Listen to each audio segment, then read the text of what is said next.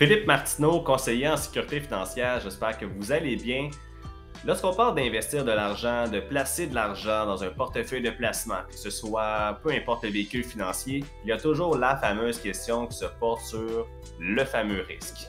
Quelle est notre tolérance de risque? On veut tout gagner de l'argent, on veut tout fructifier notre argent, mais la réalité fait en sorte qu'on peut aussi en perdre et c'est ça qu'on veut définir. C'est quoi le type de risque qu'on rencontre lorsqu'on place de l'argent?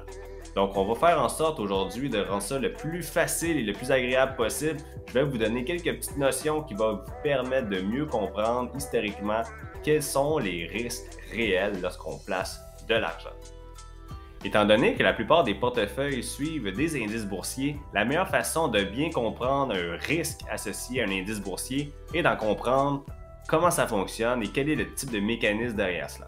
J'ai donc décidé d'opter aujourd'hui pour le S&P 500, qui est l'un des indices boursiers les plus populaires puisque ça représente les 500 plus grandes compagnies américaines, donc aux États-Unis. Ce qu'on va regarder aujourd'hui, c'est la résultante d'un risque sur le court terme et également sur le long terme. Donc, prenons pour acquis aujourd'hui. On peut remarquer qu'il y a ici, on voit un gain de 0,33%. Si vous avez investi de l'argent très tôt ce matin, vous pourriez comprendre que la journée n'est pas terminée, mais il y a quand même déjà un gain. On peut regarder ici 5 jours. Donc, dans les 5 derniers jours, il y a une négativité. Si on regarde dans le dernier mois, pratiquement nul. Sur les 6 derniers mois, effectivement, le marché ne va pas très bien en ce moment, donc moins 3%, mais on a déjà vu pire. Si on regarde dans la dernière année, moins 5,23%. Dans les 5 dernières années, quelqu'un qui aurait voulu investir pour un petit peu plus longtemps, parce que là, quand on parle d'investir, c'est pas toujours pour demain matin. On veut investir pour le plus long terme, donc souvent on parle de 5 ans et plus. Moi, souvent, je vais recommander à mes clients d'investir pour des projets sur le long terme d'au moins 10 ans et plus, soit même 20-30 ans. Voyez-vous, sur le 5 ans, il y aurait eu un gain de 45%. Et si je recule, ici le maximum, on est depuis 1983.